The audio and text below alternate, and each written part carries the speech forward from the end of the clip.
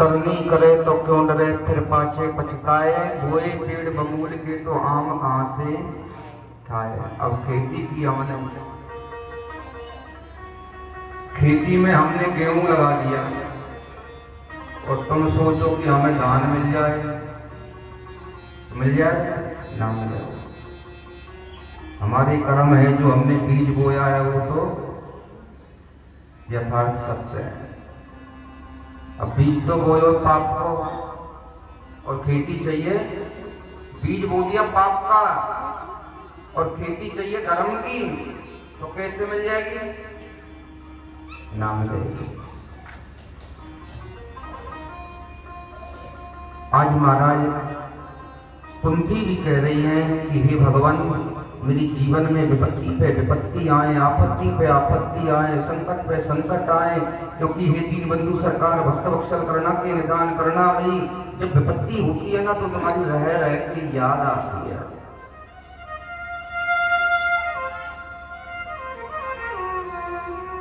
और जब सुख होता है ना तो भगवान को भूल जाते हैं। जानना वहीं है, पहुंचना उधर ही है। अब एक तो सीधा रास्ता है, एक घूम के जाना है। चाहे घूम के पहुंच ले हो, चाहे सीधे पहुंच ले हो, पहुंचना वहीं है।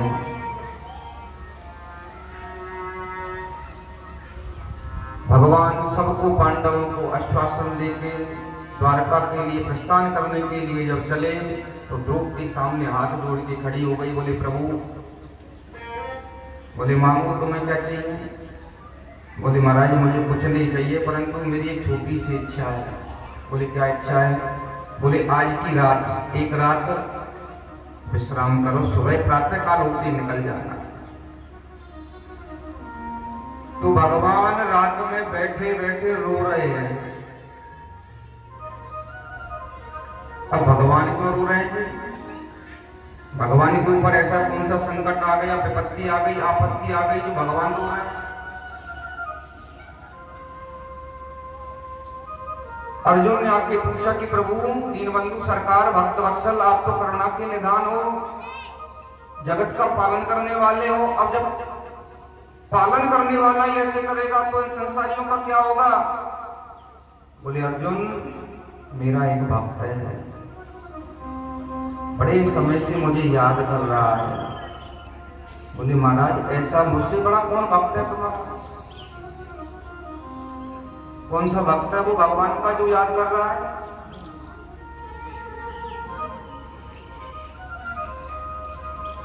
रोटी के नीचे डाल के लाओ सब सामान।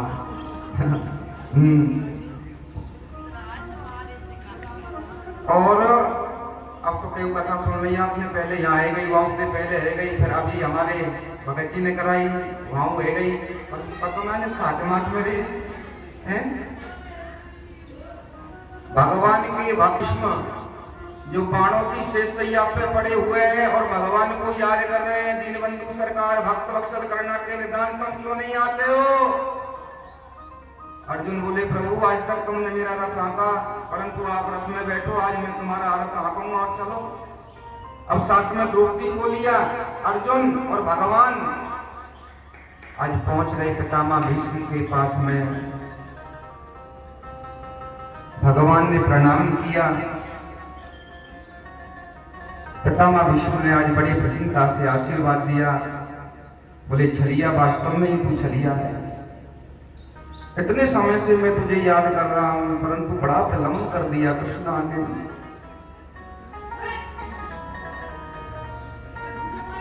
बड़ा विलंब किया ने।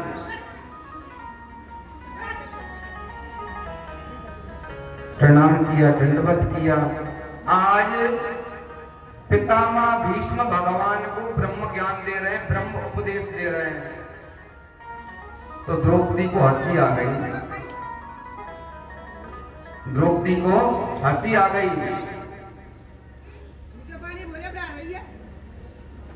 पिताजी बोले बेटा द्रौपदी तेरे तो हंसने में भी राज है और तेरे रोने में भी कोई ना कोई राज है। जब तू रोती है तब भी राज होता है और जब तू हंसती है तब भी कोई राज होता है। तो मुझे ये बता तू हंसी क्यों?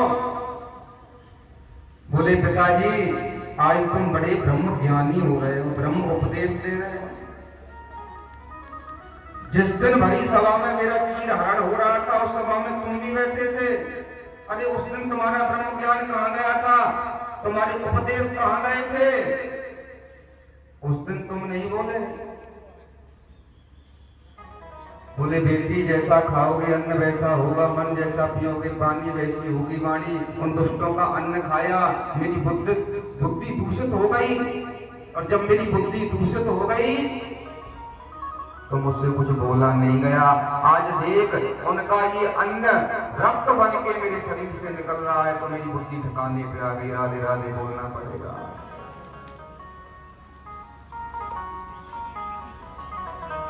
इसलिए मैं पुत्री ब्रह्म ज्ञान दे रहा हूं। भगवान बोले मांगो क्या चाहिए? प्रभु कुछ नहीं चाहिए क्योंकि मेरी इच्छा मृत्यु है। पितामह विष्णु की इच्छा मृत्यु थी। जब वो चाहते जब ही जा सकते थे मृत्यु लोक से, अन्यथा उनको कोई विदा करने वाला नहीं था। बोले महाराज तुमने कहा है मांगो तो मांगूंगा। बोले मांगो। बोले मेरी एक पुत्री है। बाबा हमने शादी हुई ना विवाह हुआ, पुत्री कहां से आ गई? क्यों जी कौन सी पुत्री है पितामह विष्णु की? उसकी तो ना कोई आवाज आ रही है। कसाई है, हाथ में तलवार लिए हुए काले कपड़े वाला पीछे भाग रहा है। मार डालूंगा छोड़ूंगा नहीं। रोक लिया, रुक जा। बोलो महाराज कौन हो?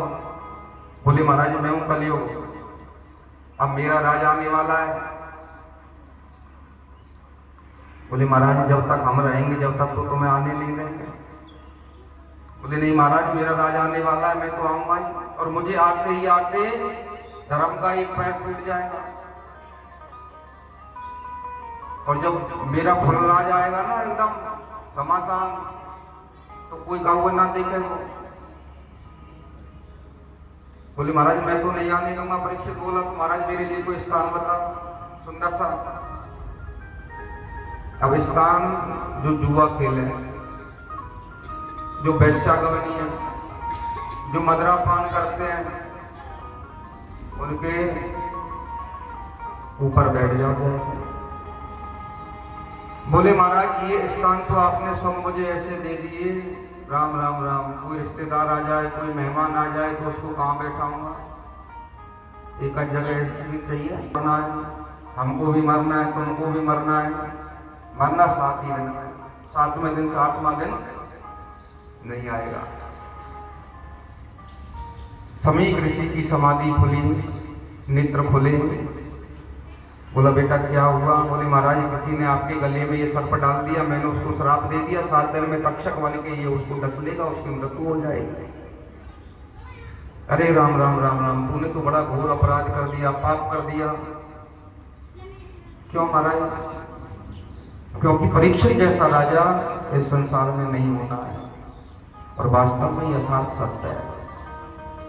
जो राज्य महाराज परीक्षित ने चलाया ऐसा राजा होना असंभव है। जाओ जाके बकाओ उसे। सेवकों को भेजा, सेवक महाराज परीक्षित के पास पहुंचे। बोले महाराज जो आपने सर्प समीक ऋषि के गले में डाला था उनके पुत्र ने आपको श्राप दे दिया है, 7 दिन में तक्षक बन के वो आपको डस लेगा। तो आपको जो उपाय करना है वो आप कर सकते हो। अब जिस प्राणी को 7 दिन में मरना हो उसको क्या करना चाहिए? अब तो संत आए महात्मा आए सबसे एक ही प्रश्न कि जिस प्राणी को 7 दिन में मरना है उसे क्या करना चाहिए, परंतु कोई जवाब नहीं दे पा रहा है। महाराज अनशन पार्टी लेके बैठ गए, ना कुछ खाते हैं ना कुछ पीते हैं। केवल एक ही प्रश्न है, जिस प्राणी को 7 दिन में मरना है उसे क्या करना चाहिए। बड़ी सभा लगी हुई है। आज सुखदेव जी महाराज हाथ में कमंडल है, चंद्रमा के समान मुखमंडल है और चले आ रहे हैं। अब जो हजार हजार वर्ष के संत थे वो सुखदेव जी महाराज को साष्टांग प्रणाम करने लगे। साष्टांग प्रणाम कैसे होता है? लंबी बारी, बिल्कुल। जब साष्टांग प्रणाम करने लगे तो महाराज ने बुलाया, बोले महाराज ये 12 वर्ष का बच्चा है और तुम हजार हजार वर्ष के संत, तुम्हारी हजार हजार वर्ष की आयु है, तुम